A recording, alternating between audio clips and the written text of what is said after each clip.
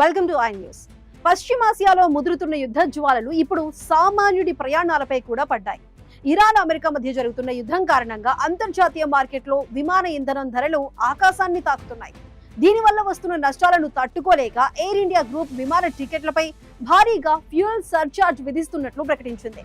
దేశీయ విమానాలతో పాటు అంతర్జాతీయ సర్వీసుల ధరలు కూడా భారీగా పెరగనున్నాయి.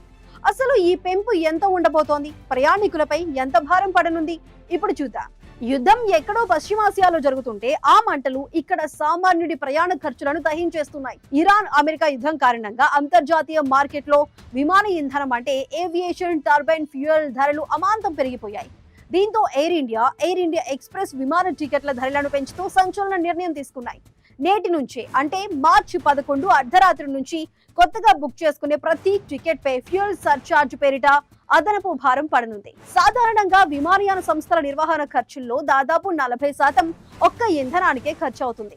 ప్రస్తుతం యుద్ధం కారణంగా సరఫరాలో అంతరాయం కలగటంతో ఇంధన ధరలు పెరిగాయని, ఈ భారాన్ని వినియోగదారులపై వేయక తప్పటం లేదని ఎయిర్ ఇండియా యాజమాన్యం ప్రకటించింది. ఈ పెంపును వివిధ దశల్లో అమలు చేయనున్నారు. దేశీయ విమాన ప్రయాణాలపై ప్రతి టికెట్ కు దాదాపు 400 రూపాయల వరకు అదనపు సర్చార్జ్ పడనుంది. అంటే మీరు ఇండియాలో ఎక్కడికి వెళ్లాలన్నా కనీసం 400 రూపాయలు అదనంగా చెల్లించాల్సిందే.